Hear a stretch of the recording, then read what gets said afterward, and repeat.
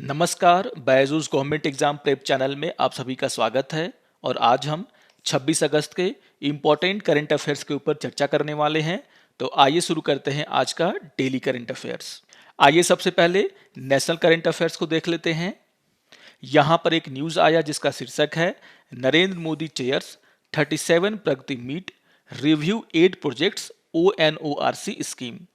तो यहाँ पर आपको याद रखना है कि प्राइम मिनिस्टर नरेंद्र मोदी के द्वारा प्रगति के 37वें संस्करण की बैठक की अध्यक्षता की गई है।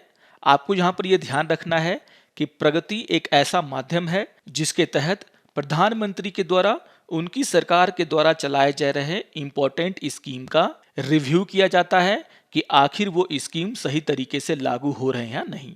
और इसी को देखते हुए यहाँ पर उनके द्वारा प्रगति के 37वें संस्करण की बैठक ली गई है। अगर हम इस बैठक की बात करें तो इस बैठक में कहा जा रहा है कि in the meeting 9 agenda items where taken for review including 8 projects and 1 scheme. तो आप ध्यान में रखेंगे कि इस बार की मीटिंग में 8 प्रोजेक्ट्स और 1 स्कीम के ऊपर चर्चा किया गया है, यानी कि उसका रिव्यू किया गया है। यहाँ पर यह भी बताया गया है कि the cumulative cost of these 8 projects amount to ₹1,26,000 crore और ये परियोजनाएं देश के 14 स्टेट में चलाई जा रही हैं। तो कुछ महत्वपूर्ण जानकारियां हैं जिसको आप लोग यहाँ पर ध्यान में रखेंगे। अगर हम प्रगति के प्रीवियस मीटिंग की बात करें तो यहाँ पर जानकारी दिया गया है कि in the 36 previous Pragati meeting 292 projects having a total cost of ₹13.78 lakh crore have been review. तो ये कुछ ऐसी जानकारियां हैं जिसे आपको ध्यान में रखना है एग्जाम पॉइंट ऑफ व्यू से। खास करके आपको ये ध्यान में रखना है कि यह कौन से नंबर का मीटिंग था और इसका उद्देश्य क्या है। आइए देख लेते हैं दूसरे न्यूज को। यहाँ पर समर्थ स्कीम को लेकर के चर्चा की गई है।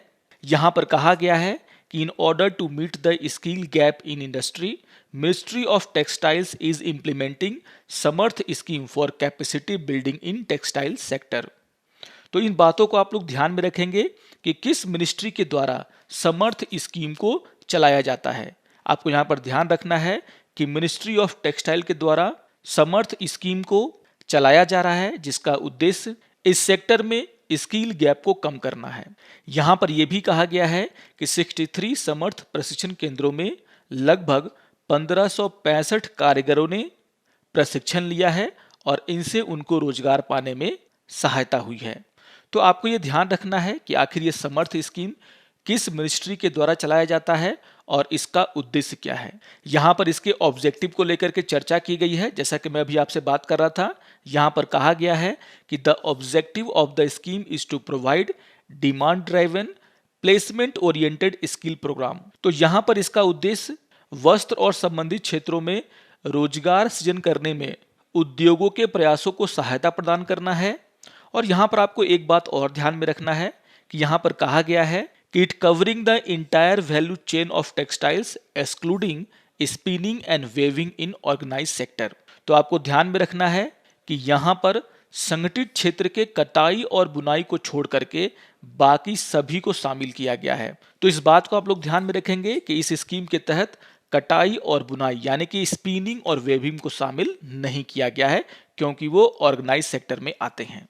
तो इस स्कीम को आपको ध्यान में रखना है, आपके एग्जाम पॉइंट ऑफ व्यू से बहुत ही इंपॉर्टेंट है। खास करके आपको ये याद रखना है कि इस स्कीम को किस मिनिस्ट्री के द्वारा इंप्लीमेंट किया जाता है और इसका उद्देश्य क्या है। आइए एक और न्यूज की यहाँ पे चर्चा कर लेते हैं। न्यूज का शीर्षक है India Kazakhstan joint training exercise Kazind 21 to begin on August 30। तो बहुत ही इंपॉर्टेंट न्यूज है।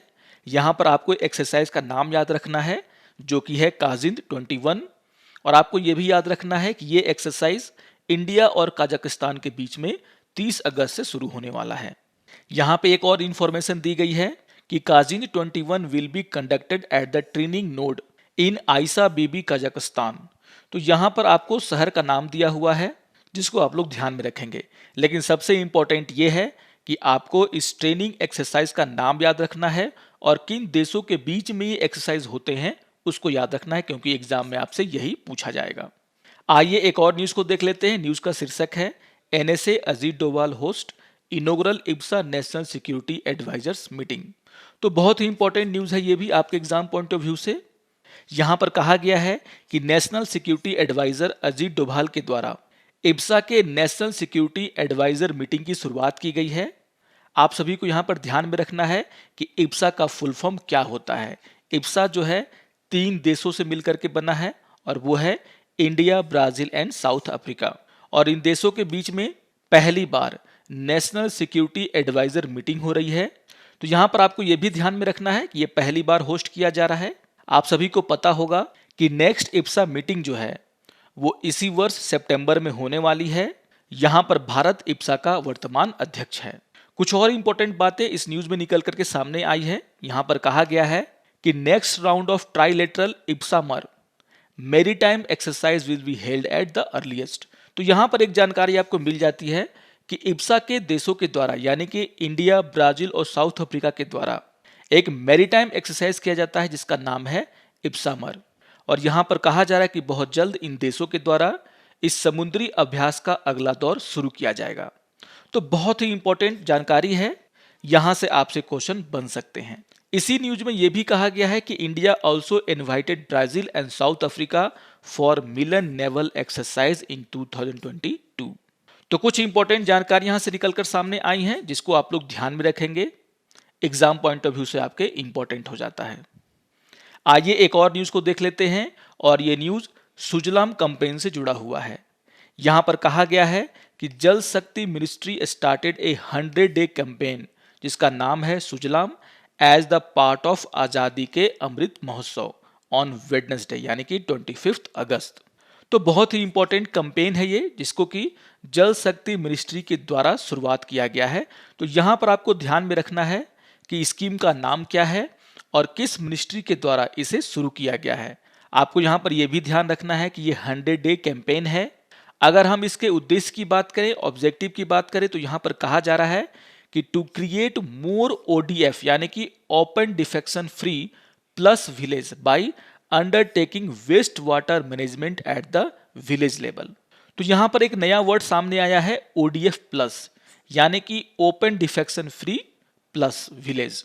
और यहां पर प्लस का मतलब है कि उस गांव में वेस्ट वाटर मैनेजमेंट को लेकर के भी काम किया जा रहा है और इसीलिए उस गांव को ओडीएफ प्लस का नाम दिया जाएगा। तो आपको यहां पर ध्यान में रखना है कि यह 100-डे कैंपेन है जिसे कि जल शक्ति मिनिस्ट्री के द्वारा शुरुआत किया गया है। यहां पर यह कहा गया है कि द एम ऑफ 100-डे campaign is to create more and more ODF plus village by undertaking waste water management at the village level. यानी कि ज्यादा से ज्यादा ओडीएफ प्लस विलेज बनाने का यहां पर ऑब्जेक्टिव लेकर के इस कैंपेन को शुरू किया गया है।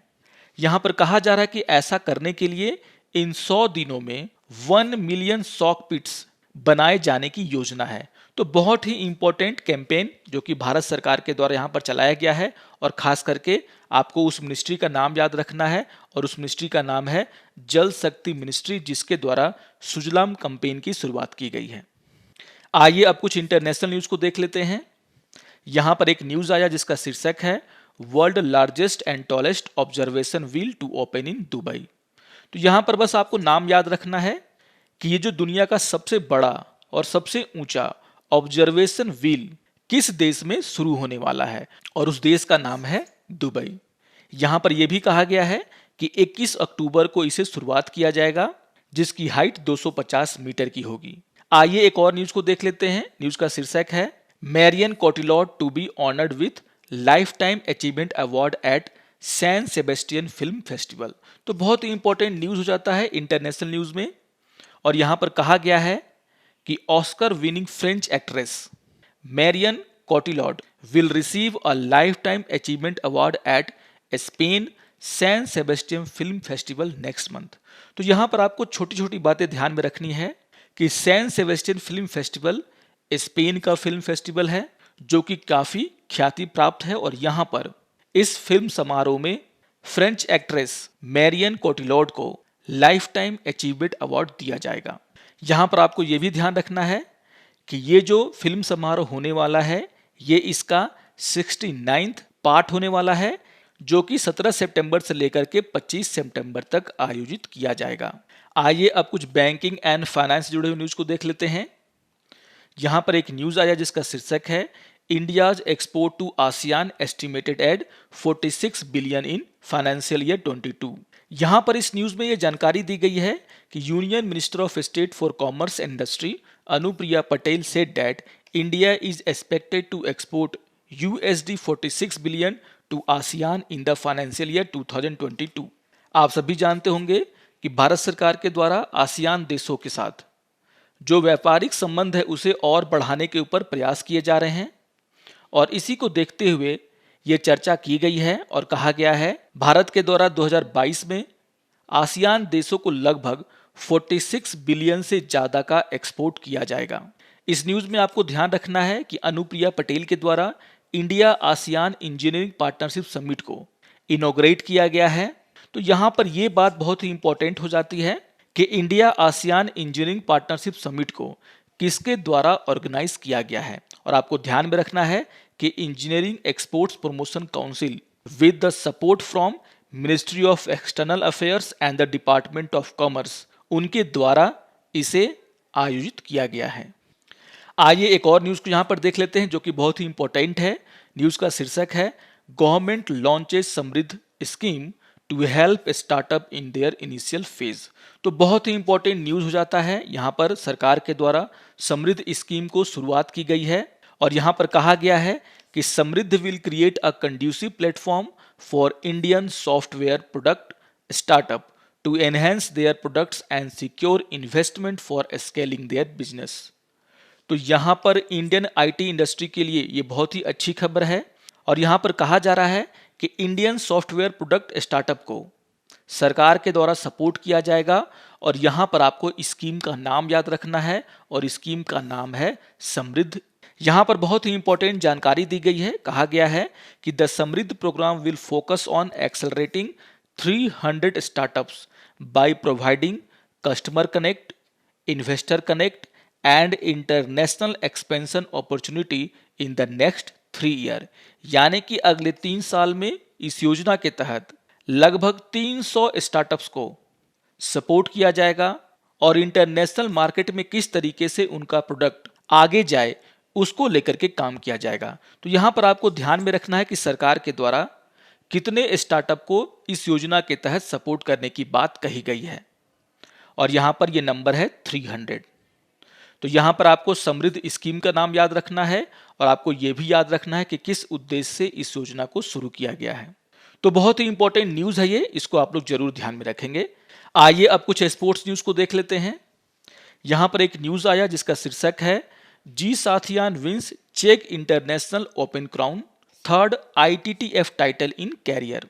तो बहुत ही इंपॉर्टेंट न्यूज़ है, आपको नाम याद रखना है इस खिलाड़ी का और नाम है जी साथियान, जिनके द्वारा चेक इंटरनेशनल टेबल टेनिस टूर्नामेंट जीत लिया गया है और आपको इस टूर्नामेंट का भी नाम याद रखना है।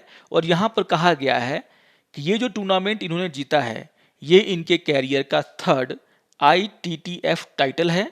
तो इस न्यूज़ को आप लोग जरूर ध्यान में रखेंगे। आइए आज के इंपॉर्टेंट डेज के ऊपर चर्चा कर लेते हैं। आज 26 अगस्त है और आज के दिन को हम वुमेन इक्वलिटी डे के रूप में सेलिब्रेट करते हैं। यहाँ पर कहा गया है कि the women equality day is celebrated every year on August 26 in the United State to mark the American women advancement towards equality with man. तो इंपॉर्टेंट डेज है, बार बार एग्जाम में पूछा जाता है और अमेरिका के लिए इसका महत्व बहुत ही ज़्यादा है। यहाँ पर यह कहा गया है कि 26 अगस्त को महिला समानता दिवस के रूप में अमेरिका में मनाया जाता है और यह एक तरीके से अमेरिका में महिलाओं की प्रगति को चिन्हित करने के लिए मनाया जाता है। यहाँ पर यह भी जानकारी दी गई है कि it is also celebrated in the memory of rectification of the 19th amendment of the US constitution which guaranteed the American women their right to vote. तो बहुत ही इंपॉर्टेंट बात है, यहाँ पर यह जानकारी दी गई है कि आखिर 26 अगस्त को वुमेन इक्वलिटी डे के रूप में यहाँ पर क्यों सेलिब्रेट किया जाता है। और यहाँ पर कहा जा रहा है कि यह अमेरिकी संविधान के 19वें संशोधन को याद करने के लिए मनाया जाता है जिसने अमेरिकी महिलाओं को मतदान करने की गारंटी दी थी और इसी को देखते हुए इसका महत्व और बढ़ जाता है। तो याद रखेंगे 26 अगस्त वुमेन इक्वलिटी डे। आइए एक और डे की यहाँ पे चर्चा कर लेते हैं। 26 अगस्त को इंटरनेशनल डॉग डे के रूप में भी सेलिब्रेट किया जाता है। याद रखिएगा कि international dog day is celebrated every year on 26 August and the day is observe to celebrate all dogs irrespective of their breed, shape and size. तो डॉग्स के बारे में जानकारी को बढ़ाने के लिए, उनको अपनाने के लिए, उनकी देखभाल करने के लिए इंटरनेशनल डॉग डे का आयोजन किया जाता है। यहाँ पर अगर हम इसकी हिस्ट्री की बात करें तो यहाँ पर कहा गया है कि international dog day was founded in 2004 by Colleen Paige, animal rescue advocate and author. तो ये बहुत ही इंपॉर्टेंट जानकारी है। यहाँ पर कहा गया है कि इंटरनेशनल डॉग डे की शुरुआत 2004 में की गई थी। एनिमल रेस्क्यू एडवोकेट और लेखक जिनका नाम है कॉलिन पेगे, उनके द्वारा, और खास करके इस दिन को याद रखेंगे कि 26 अगस्त को हम इंटरनेशनल डॉग डे के रूप में सेलिब्रेट करते हैं और इसकी शुरुआत 2004 से हुई थी। आइए अब आज के इंपॉर्टेंट फैक्ट्स के ऊपर चर्चा कर लेते हैं और आज हम चर्चा करने वाले हैं ई श्रम पोर्टल को लेकर के। इससे जुड़ा हुआ न्यूज़ बहुत ही इंपॉर्टेंट है आपके एग्जाम पॉइंट ऑफ व्यू से, और यहाँ पर कहा जा रहा है the government will launch the e Shram portal, a database of unorganised sector worker on August 26। तो यहाँ पर सरकार के द्वारा 26 अगस्त को असंगठित क्षेत्र में काम करने वाले श्रमिकों के लिए एक डेटाबेस बनाने के लिए ई श्रम पोर्टल को लॉन्च किया गया है। तो आप नाम याद रखेंगे, इसका नाम है ई श्रम पोर्टल, और इसका उद्देश्य याद रखेंगे, और इसका उद्देश्य है असंगठित क्षेत्र में काम करने वाले श्रमिकों का एक डेटाबेस तैयार करना। यहाँ पर सरकार के द्वारा कहा गया है कि सरकार की योजना है कि इस पोर्टल के तहत हमारे देश में अनऑर्गेनाइज्ड सेक्टर में जितने भी लोग काम कर रहे हैं, और यहाँ पर कहा गया है कि लगभग 38 करोड़ लोगों को यहाँ पर रजिस्टर करने की योजना बनाई गई है, जो कि असंगठित क्षेत्र से जुड़े हुए हैं, यानी कि निर्माण मजदूर, रेहड़ी पटरी पर काम करने वाले लोग या फिर घरों में काम करने वाले लोगों को यहाँ पर रजिस्टर किया जाएगा। अब यहाँ पर आपको ये समझना होगा कि आखिर इस पोर्टल का उद्देश्य क्या होगा। आप सभी जानते हैं कि सरकार के द्वारा बहुत सारी योजनाएं असंगठित क्षेत्र के मजदूरों के लिए शुरू की जाती है, लेकिन ये योजनाएं उन तक पहुंच नहीं पाती क्योंकि इन्हें इसके बारे में जानकारी नहीं होती है। और इसी को देखते हुए सरकार के द्वारा इस पोर्टल का निर्माण किया जा रहा है, जहां पर इन लोगों का पूरा डेटाबेस होगा और इससे सरकार आसानी से अपनी योजनाओं को इन तक पहुंचा पाएगी। यहाँ पर कहा गया है कि सरकार के द्वारा ई श्रम पोर्टल पर जिन लोगों के द्वारा अपना नाम रजिस्टर किया जाएगा, उन्हें 12 डिजिट का एक यूनिक नंबर दिया जाएगा, जिससे उन्हें सामाजिक सुरक्षा योजनाओं में शामिल करने में मदद होगी। तो यहाँ पर आपको ध्यान में रखना है कि जिन लोगों के द्वारा यहाँ पर अपने नाम को रजिस्टर किया जाएगा, उन्हें सरकार के द्वारा एक यूनिक नंबर दिया जाएगा। तो एक बहुत ही इंपॉर्टेंट काम किया जा रहा है सरकार के द्वारा। इससे ये भी पता चलेगा कि आखिर हमारे देश में कितने लोग असंगठित क्षेत्र में काम करते हैं और असंगठित क्षेत्र के लोगों की क्या समस्याएं हैं। तो बहुत ही इंपॉर्टेंट न्यूज़ है ये, इसको आप लोग जरूर ध्यान में रखेंगे। आइए अब आज के समाचारों पर आधारित कुछ अभ्यास प्रश्नों को देख लेते हैं। यहाँ पर क्वेश्चन नंबर 1 है, how many projects were evaluated in the 37th edition of Pragati Sammelan. और यहाँ पर आपके ऑप्शन हैं 10, 9, 5 और 8। आइए देख लेते हैं क्वेश्चन नंबर 2 को। क्वेश्चन नंबर 2 है, Samarth scheme is implemented by which ministry. और आपके ऑप्शन है ministry of textiles, ministry of finance, ministry of skill, none of these. Question number 3 है, Kazind is an exercise between which two countries. India Japan, India Kazakhstan, India Russia और India USA. Question number 4 है, what is the name of the maritime exercise conducted by IBSA. और आपके option है IBSAMAR, Varun, Indira, non of this. Question number 5 है, which ministry has started Sujalam अभियान। और आपके option है Jal Shakti ministry, ministry of finance, ministry of skill, none of this. Question number 6 है, in which country will the world largest and highest observation will be opened. और आपके option है Dubai, UAE, USA, none of this. Question number 7 है, in which year was international dog day establish. और आपके option है 2010, 2005, 2004, 2001। आइए देख लेते हैं क्वेश्चन नंबर 8 को। क्वेश्चन नंबर 8 है, how many startup will be supported in the Samridh programme. और आपके ऑप्शन है 500, 200, 400, 300। क्वेश्चन नंबर 9 है India ASEAN engineering partnership summit has been organised bye.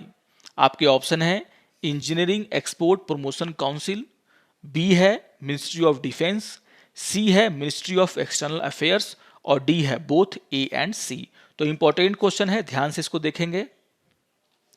आइए देख लेते हैं क्वेश्चन नंबर 10 को। क्वेश्चन नंबर 10 है women equality day is celebrated on which day. और आपके ऑप्शन है 22 अगस्त, 25 अगस्त, 26 अगस्त और 21 अगस्त। तो ये 10 क्वेश्चन मैंने आपको दिए हैं और मैं आशा करता हूं कि आप 10 में 10 का स्कोर करेंगे, क्योंकि सारे क्वेश्चंस आज के न्यूज से जुड़े हुए हैं। आशा करता हूं कि आपको आज का ये करंट अफेयर्स पसंद आया होगा। सारे न्यूज आपके एग्जाम के लिए बहुत ही इंपॉर्टेंट हैं। जो इंपॉर्टेंट बातें मैंने आपको यहाँ पर बताई हैं उसको आप लोग जरूर ध्यान में रखेंगे। इसी तरह के क्वेश्चन आपको एग्जाम में पूछे जाते हैं। तो अगर ये वीडियो आपको अच्छा लगे तो आप जरूर इसे लाइक करें, शेयर करें और दूसरों को भी सब्सक्राइब करने के लिए प्रेरित करें। तो मिलते हैं करंट अफेयर्स के अगले सेक्शन में। तब तक के लिए नमस्कार और धन्यवाद।